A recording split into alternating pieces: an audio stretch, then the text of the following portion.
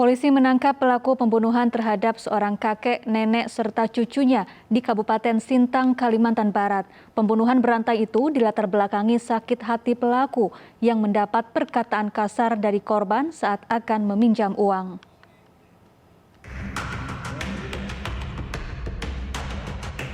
Dalam kurun waktu kurang dari 2 hari, polisi menangkap RA 27 tahun, pelaku pembunuhan terhadap seorang kakek, nenek, serta cucu di Kabupaten Sintang, Kalimantan Barat.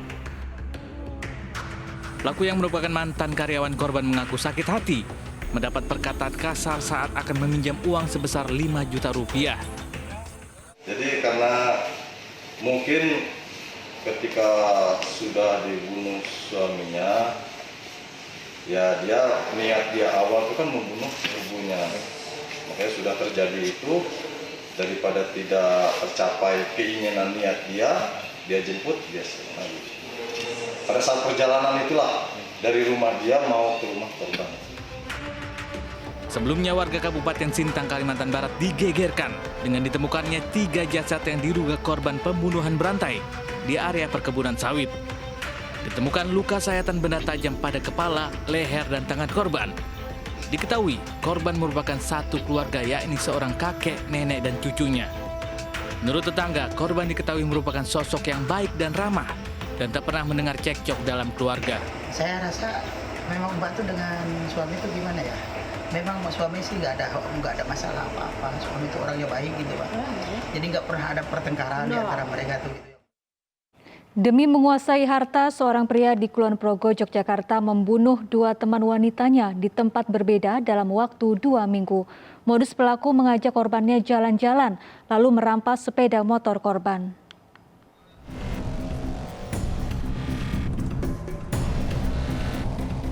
Pelaku pembunuhan berantai 2 wanita muda di Kabupaten Kulon Progo, Yogyakarta ditangkap polisi di persembunyiannya wilayah Ngruno, Karangsari, Pengasih, Kulon Progo.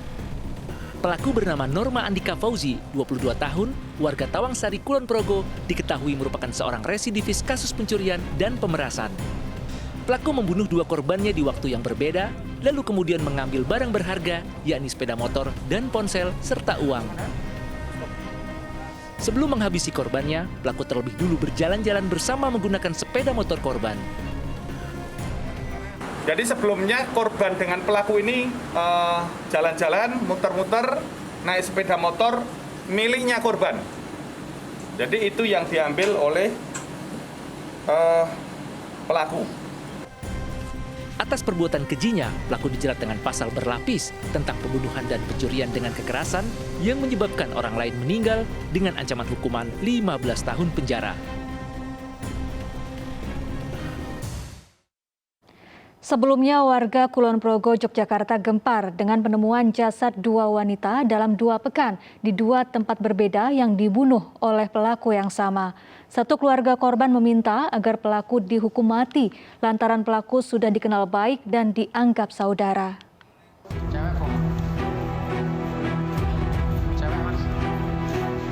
Inilah video amatir saat warga menemukan jasad Takdir Sunaryati di kantor dermaga wisata Pantai Glagah, Kulon Progo, Yogyakarta. Kawan-kawan kerja. Semoga kedatangan jenazah ke rumah duka disambut isak tangis keluarga.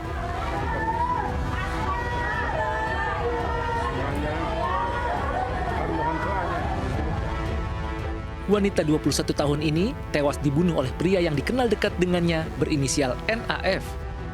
Pelaku bahkan sudah dikenal baik oleh keluarga korban. Keluarga tidak percaya pelaku yang sudah dianggap seperti saudara sendiri ini tega membunuh Takdir. Untuk itu keluarga berharap NAF mendapat hukuman yang setimpal. Kami sekeluarga karena merasakannya kehilangan yang sangat dalam, kan sakit hati juga kan dengan meninggalnya secara seperti itu, ya kami berharap pelaku bisa dihukum seberat-beratnya, syukur-syukur bisa dihukum mati.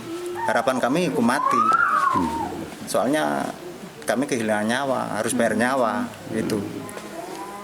Itu jelas direncanakan ya, karena harus itu jelas direncanakan. Itu mungkin kalau masih perampokan aja nanti adik saya ditinggal, kabur, motor dibawa, kami masih memaklumi harta bisa dicari. Tapi kalau nyawa nggak bisa dicari, nyawa bayar nyawa. Takdir Sunaryati merupakan anak bungsu dari 5 bersaudara, sudah dikebumikan di tempat pemakaman umum tidak jauh dari rumah duka di kawasan Sendang Sari Pengasih, Kulon Progo. Sementara itu 2 pekan sebelumnya, NAF juga membunuh seorang wanita Desi Sri Diantari, 22 tahun, warga Gadingan Wates, Kulon Progo. Jasad korban ditemukan di depan Wisma Sermo, kawasan Pengasih. Desi dihabisi NAF dengan diracun menggunakan minuman bersoda yang dicampur obat sakit kepala. Saat korban kejang-kejang, pelaku langsung menganiaya korban hingga meninggal dunia. Sama seperti nasib Takdir Sunaryati, pelaku juga mengambil barang berharga Desi, yakni sepeda motor, ponsel, dan uang untuk kemudian dijual.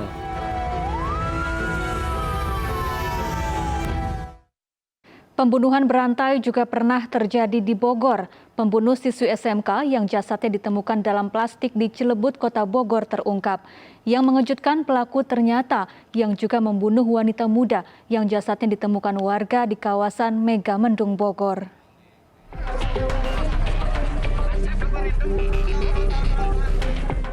Inilah Muhammad Rian, pemuda 21 tahun ini menjadi tersangka pembunuhan siswi SMK bernama Diska Putri yang jasadnya ditemukan dalam plastik di Cilebut, Kota Bogor. Rian kembali dibawa serta polisi ke Jalan Raya Cilebut tempat dirinya membuang jasad Diska.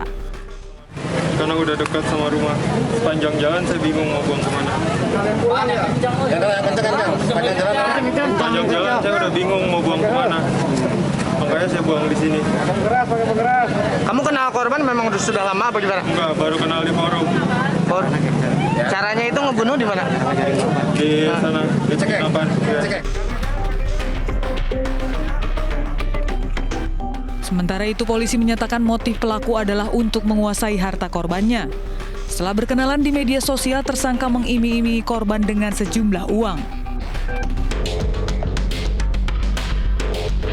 Ditemukan pada tanggal 25 Februari 2021 pada pukul 7.30 dengan korban atas nama Diska Putri, 17 tahun, warga Cibung Bulan. Ditemukan dalam bungkusan plastik berwarna hitam. Kemudian setelah melakukan pemeriksaan, awalnya tersangka tidak mengakui, menolak. Terdapat foto korban kedua atas nama Alicia Risnawati, 23 tahun, yang baru saja dibuang atau dibuang di daerah Pasir Angin, Megamendung, untuk tidak lagi jatuh korban-korban berikutnya. Dan hasil tes urin ternyata yang bersangkutan, tersangka, juga positif narkotika. Tersangka akan diperiksa kejiwaannya untuk mengetahui kondisi psikologis hingga tega membunuh 2 orang dalam waktu 14 hari. Atas perbuatannya, tersangka terancam hukuman penjara seumur hidup atau hukuman mati. Sebelumnya, warga Cilebut Tanah Sereal, Kota Bogor, Jawa Barat geger dengan penemuan jasad perempuan dalam plastik tergeletak di depan gerbang toko bahan bangunan. Tidak hanya terbungkus plastik, kaki korban juga dalam kondisi terikat. Dari hasil identifikasi ditemukan kartu tanda penduduk atas nama Diska Putri, usia 18 tahun, warga Ciaruten, Cibung Bulan, Kabupaten Bogor yang berstatus mahasiswi. 2 pekan berselang penemuan jasad dalam plastik, warga di kawasan perkebunan Megamendung, Kabupaten Bogor digegerkan dengan penemuan sesosok jasad wanita tergeletak di rumput. Korban bernama Elis Lisnawati masih mengenakan pakaian dan membawa tas ini ditemukan oleh pencari rumput serta ojek yang melintas di lokasi.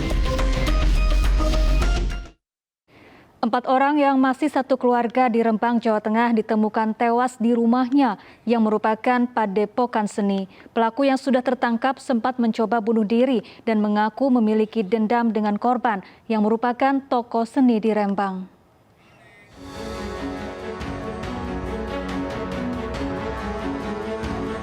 Warga desa Turus Gede, Kabupaten Rembang, Jawa Tengah digemparkan dengan penemuan jasad 4 orang yang masih satu keluarga di rumahnya yang merupakan padepokan seni Onkojoyo. Kerabat korban yang datang ke lokasi tidak dapat menahan kesedihan usai melihat kondisi jasad yang mengenaskan. 4 korban diketahui bernama Anom Subekti yang dikenal sebagai tokoh seni di Rembang. Istrinya, Tri Purwati, kemudian anaknya Alfitri Saidi Tina, dan cucu Anom bernama Galih Lintang Laras Kinanti.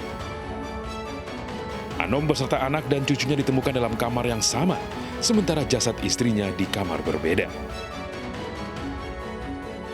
Sepekan setelah kejadian, polisi akhirnya menangkap tersangka pembunuhan bernama Sumani. Tersangka harus dirawat di rumah sakit lantaran mencoba bunuh diri dengan menenggak pestisida. Warga Dusun Pandak, Desa Pragu, Kecamatan Sulang, Rembang ini diketahui bertamu ke rumah korban di malam kejadian. Polisi menetapkannya sebagai tersangka tunggal setelah mencocokkan barang bukti dengan motif dendam pribadi. Jadi pembunuhan berencana yang disertai dengan benturan pemberatan ini dilakukan oleh seorang atas nama Sumani yang sampai sekarang belum bisa diambil keterangannya karena yang bersangkutan sakit. Ini kita awali pada saat kejadian ini adalah tanggal 3 Februari kemarin, yang perkiraannya pembunuhan itu dilaksanakan pada pukul 21 sampai pukul 24. Atas perbuatan kejinya, polisi menjerat tersangka Sumani dengan pasal pembunuhan berencana dengan ancaman hukuman mati.